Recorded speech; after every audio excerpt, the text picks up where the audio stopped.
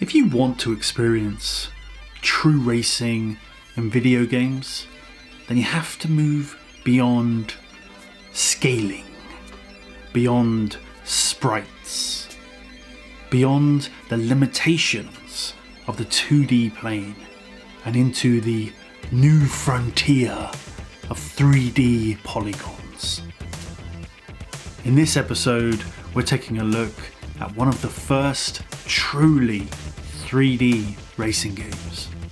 And for that reason, this is not just racing, it's Virtua Racing.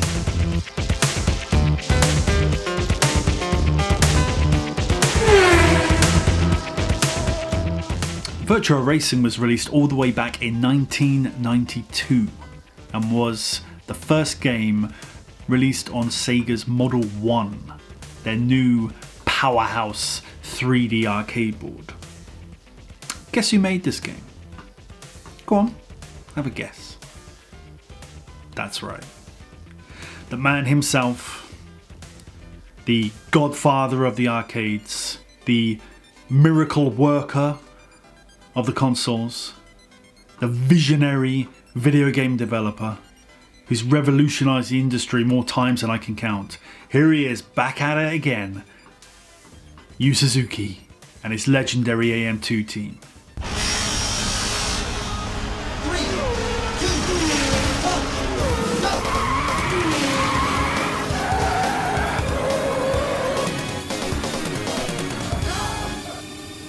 Almost everything in Virtua Racing is rendered with flat-shaded quadrilateral polygons, making it not only Sega's first attempt at a truly 3D game, but one of the first 3D racing games.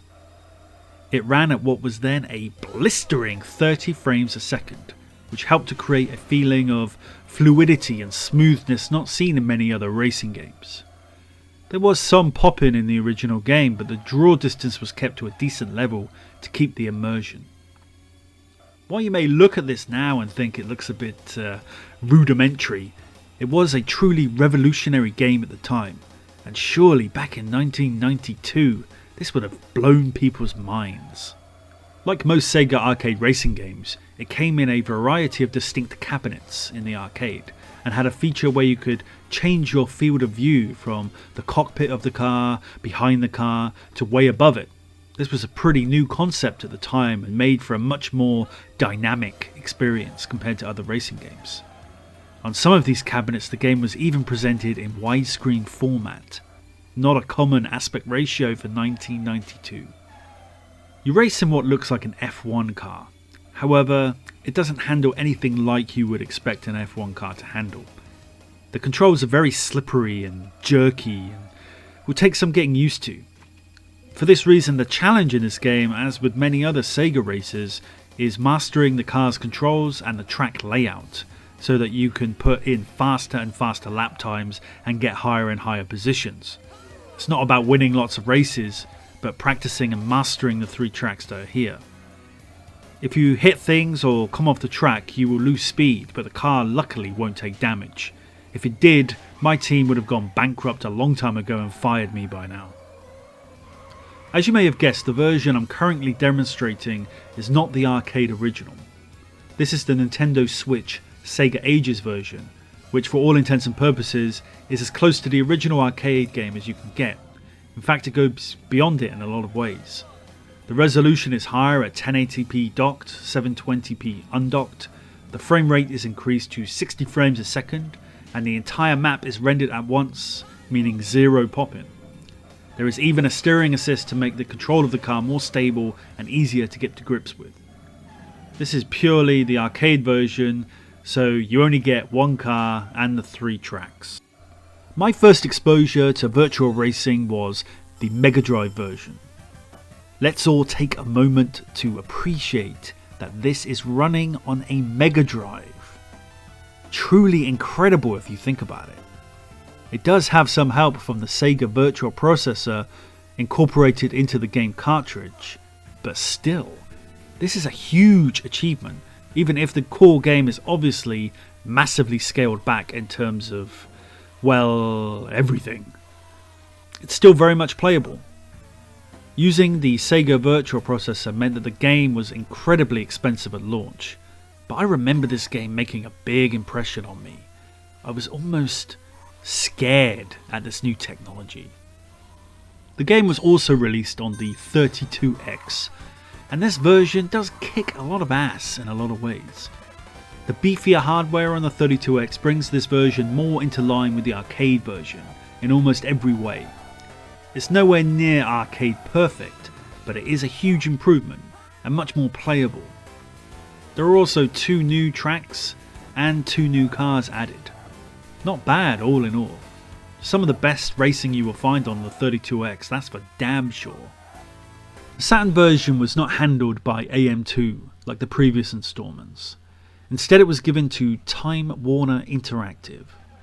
They brought the core arcade experience home, but also added a Grand Prix mode where you could race in many different types of cars and on 7 new courses.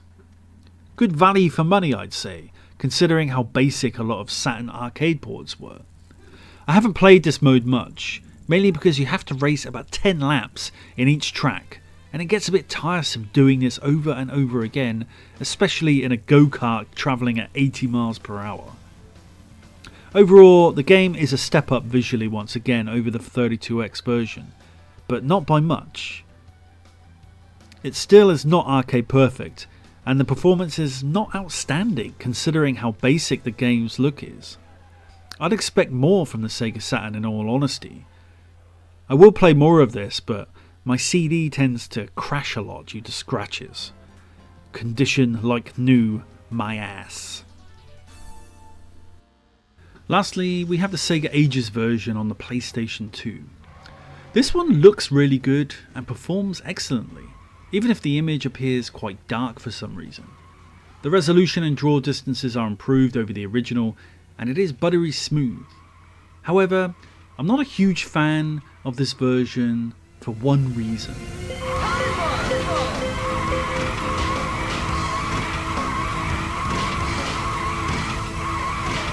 What the hell happened to the sound? Even if you turn the effects down, this sound gets into your very soul. I can't take it. Please stop. Virtua Racing created a revolution in video games towards 3D, and it's a sad fact that while Sega helped create this trend and mastered it in the arcades with games like Virtua Racing, at home they failed to see that consoles needed to be 3D machines also, and with the Saturn this cost them dearly. This game spawned a whole franchise of games based on the Virtua name. Virtua Tennis, Virtua Cop, Virtua Fighter.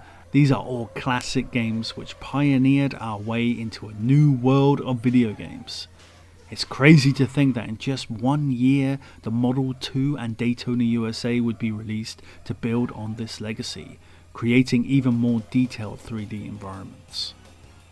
My name is Chris, and this is Horizons Anew video game review.